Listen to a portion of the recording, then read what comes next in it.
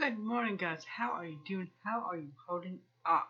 Now, this video is going to be on both channels because we're going to talk about something that is going to affect both areas. That and while the video I did on fried rice, was a fried disaster because I forgot what kind of rice I had in my container. All in all, I cooked short grain rice for a long grain time. I ended up with a glutinous, gummy mess. So, a little bit of honesty here. Rising cost of meat and gas. Alright.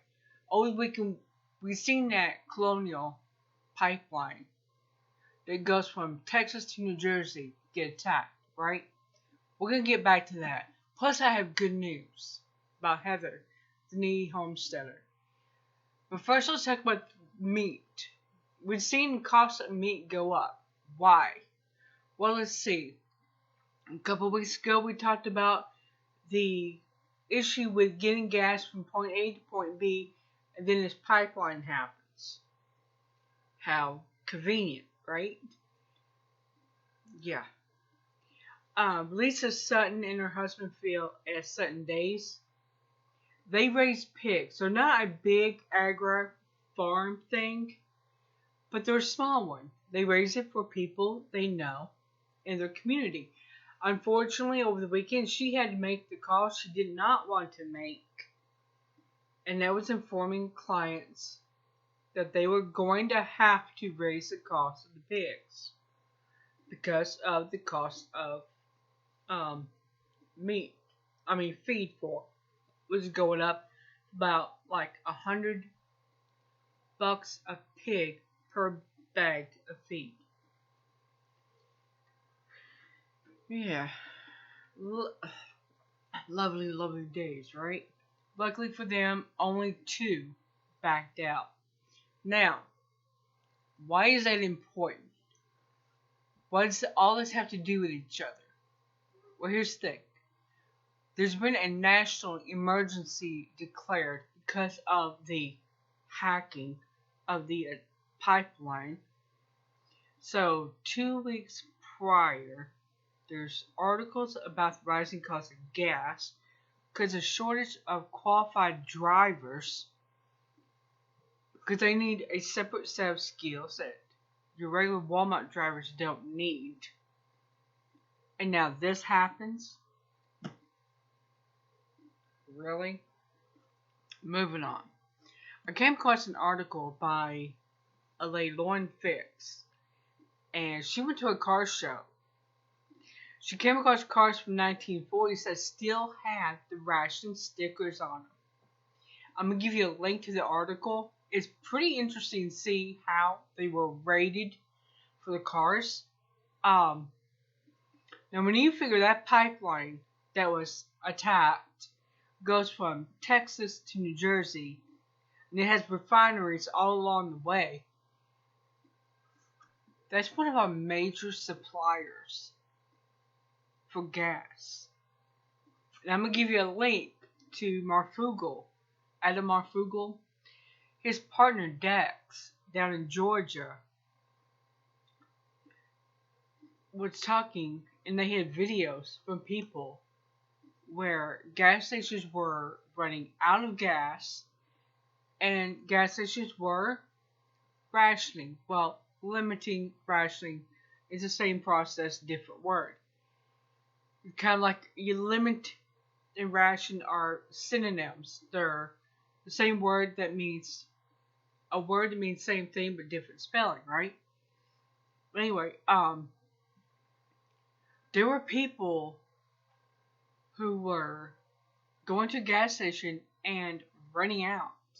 Or they would go to a gas station and find out they could only purchase so much at one time. Now, yeah, there are people who will take advantage of the situation and just kind of stockpile it and let it sit and go bad. You cannot keep gas in containers for a very long time. You can't. the preservatives in it will start to go bad, it will become unstable, and then it'll be completely useless. Now, let's address another issue that's going to affect our food and gas. The unemployment numbers. The new unemployment claims are down, but they're only counting new unemployment claims. They're not counting the existing ones, or the people that are laid off again. They're just counting new ones. Now, Alaskan Prepper, I'll give you a link to a video he did about why there's a labor shortage. There's not a labor shortage, my friends. There is a shortage. There is a group of people sick of getting screwed over by starvation wages, no benefits, and crappy hours. And then you get the hostile, arrogant schmucks called managers that can make life extremely uncomfortable for you. There are fast food places across America. There's a Papa John's here in America. In Monroe, Michigan. I didn't sleep too well last night. That is closing its door because it can't keep people. Let's see. The pay is bad. The environment, the atmosphere is not that great. There are probably zero benefits if you're not a manager. So why in hell would anybody want to do that to themselves? You know? I would say we are, if you look at history, you look at where the Russian people, I'm talking about the average citizen in Russia like you and me, were at 1917, they were fed up with the oligarchs. They were fed up with the monarchs. They were sick of it. They were finally realized they were getting screwed over, and they were done with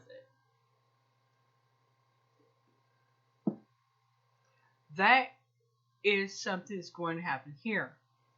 Now, how long is it going to take? I don't know. But people are starting to realize that they're being used up like paper towels and just thrown away. When they're too exhausted, physically or mentally, I should say, to deal with this crap, they get let go of. Sound familiar? So it's not a labor shortage. There's the people sick of getting screwed over. Alright. Below, I will leave you the links to go to the articles. Please do feel free to check them out.